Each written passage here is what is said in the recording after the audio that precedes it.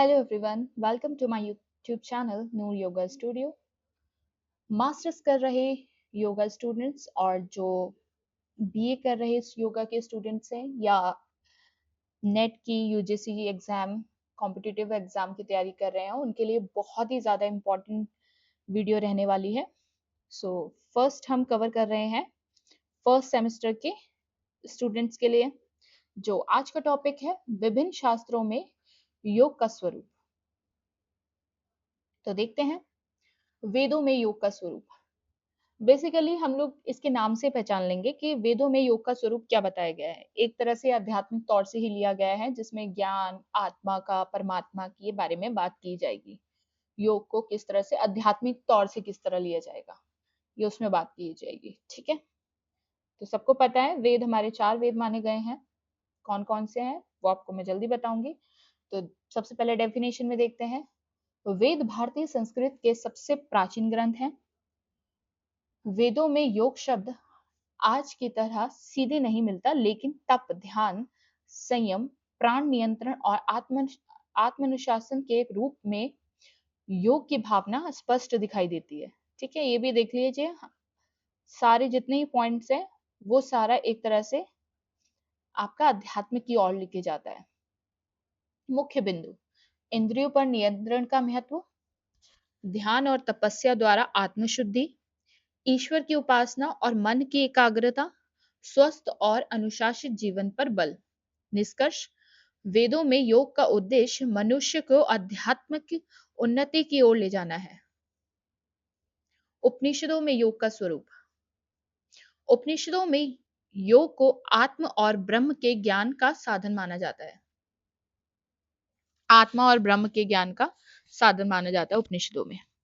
मुख्य बिंदु: ध्यान के माध्यम से आत्मज्ञान, मन और इंद्रियों का नियंत्रण, ब्रह्म की प्राप्ति ही जीवन का सर्वोच्च लक्ष्य।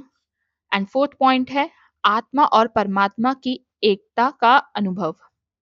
इसका निष्कर्ष क्या निकलता है? उपनिषदों में योग आत्म साक्षात्कार का मार्ग है। ठीक है, मतलब आत्मा और ब्रह्म के ज्ञान के बारे में बताया गया है। आत्मा को परमात्मा से किस तरह से मिलवाया जाता है उपनिषदों में मेनली इसके बारे में बताया जाएगा। उपनिषद बहुत सारे माने जाते हैं, तो इसकी बिल्कुल डिटेल वीडियो भी है जो कि मैं आपको आने वाले चैनल में प्रोवाइड कराऊंगी। आने वाली वीडियोस में आप देख सकते हैं। और उपनिषद हमारे कितने होते हैं, उपनिषदों की डेफिनेशन, कितने टाइप्स के होते हैं, ये आपको प्रॉपर वीडियो प्रोवाइड की जाएगी। भगवत गीता में योग का स्वरूप। गीता में भगवान श्री कृष्ण ने योग को जीवन जीने की कला बताया है। गीता में 3 प्रमुख योग हैं: कर्मयोग, ज्ञान योग और भक्ति योग। कर्मयोग: फल की इच्छा छोड़कर अपने कर्तव्य का पालन करना कर्मयोग कहलाता है। ज्ञान योग: ज्ञान के द्वारा सत्य और आत्मा को जानना। भक्ति योग: ईश्वर के प्रति प्रेम और पूर्ण समर्पण भक्ति योग कहलाता है। निष्कर्ष क्या निकलता है? गीता के अनुसार योग का अर्थ है जीवन में संतुलन और निष्काम कर्म। गीता में क्या कहा गया है? योग का अर्थ उसमें माना गया है कि जीवन में संतुलन और बिना कोई इच्छा के कर्म करना ही योग कहलाया है। योग वशिष्ठ में योग का स्वरूप। योग वशिष्ठ में महर्षि वशिष्ठ श्री राम को योग का ज्ञान दिया। मुख्य बिंदु: मन ही बंधन और मोक्ष का कारण है। मन को शांत करके मुक्ति प्राप्त की जा सकती है। वैराग्य और आत्मज्ञान का महत्व। संसार में रहते हुए भी मानसिक शांति बनाए रखना। नंबर 5 है जैन मत में योग का स्वरूप। देखिए, सारे ग्रंथों में अलग अलग से, सारे वेदों में अलग अलग से योग का स्वरूप बताया गया है। जैन मत में कैसे बताया है? जैन दर्शन में योग का संबंध आत्मशुद्धि और मोक्ष से है। मुख्य बिंदु: सम्यक दर्शन, सही दृष्टि, सम्यक ज्ञान, सही ज्ञान, सम्यक चरित्र, सही आचरण, व्यवहार, अहिंसा, सत्य और संयम पर विशेष बल दिया गया है। ताकि देखिए, जैन मत से आप ये समझ लीजिए, आजकल को अगर मैं रिलेट करूं तो आजकल लोग क्या करते हैं, जैन धर्म वाले, प्याज नहीं खाना है, लहसुन नहीं खाना, मतलब वो जीव जंतु, मतलब नॉन वेज तो दूर के बाद वेज में भी बहुत ही ज्यादा मतलब परहेज करते हैं, इस तरह के नहीं खाना है। जो हम व्रतों में, जो हम जब कभी व्रत होते हैं, नवरात्रि चल रहे होते हैं, तो हम प्याज और लहसुन नहीं खाते हैं। तो वो अपनी पूरी डेली लाइफ में ही वो चीज फॉलो करते हैं।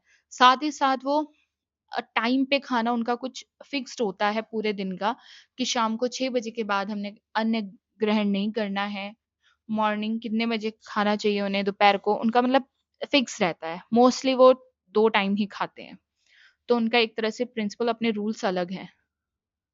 ठीक है। अब नेक्स्ट है बौद्ध मत में योग का स्वरूप। बौद्ध धर्म में योग का उद्देश्य दुखों से मुक्ति और निवारण प्राप्त करना है।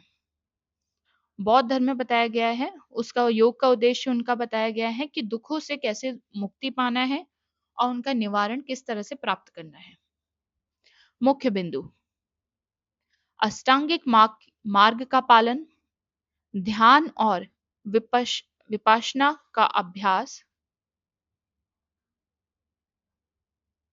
लोभ मोह और क्रोध का त्याग, करुणा और मैत्री की भावना। 7 नंबर पे है सांख्य शास्त्र में योग का स्वरूप। सांख्य दर्शन के अनुसार संसार पुरुष और प्रकृति से मिलकर बना है। मुख्य बिंदु: पुरुष शुद्ध चेतना है, प्रकृति भौतिक जगत है। दोनों के भेद का ज्ञान होने पर मोक्ष प्राप्त होता है। पुरुष और प्रकृति, जैसे हम बोलते हैं शिव और शक्ति को मिलाकर बना है ये, वैसे ही इसमें बताया गया है, पुरुष और प्रकृति को बताया गया है। नेक्स्ट है पतंजलि योग दर्शन पर सांख्य दर्शन का गहरा प्रभाव है। नंबर 8, वेदांत में योग का स्वरूप। वेदांत के अनुसार जीव और ब्रह्म एक ही हैं। मुख्य बिंदु: आत्मा अमर है, ब्रह्म ही परम सत्य है, ज्ञान के द्वारा मोक्ष की प्राप्ति होती है। अद्वैत एकत्व का सिद्धांत। नंबर 9, तंत्र शास्त्र में योग का स्वरूप। तंत्र शास्त्र में शरीर को साधना का महत्वपूर्ण साधन माना गया है। मुख्य बिंदु: कुंडलिनी शक्ति जागरण करना, यानी जागृत करना, मंत्र यंत्र और ध्यान का प्रयोग, चक्रों का संतुलन, शक्ति और शिव का मिलन। एक तरह से ये हट होके सारे पॉइंट्स आ गए हैं, जिसमें हम कुंडलिनी शक्ति को जागृत करते हैं, शिव का शक्ति से मिलन, मंत्र तंत्र और मंत्र यंत्र पर ध्यान का प्रयोग कैसे करना है, मंत्र चैंटिंग यंत्र, और चक्रों का संतुलन, जो 6 चक्र हैं उनको बैलेंस कैसे करना है, शक्ति और शिव का मिलन। नंबर 10, आयुर्वेद में योग का स्वरूप। आयुर्वेद में योग एक दूसरे के पूरक है।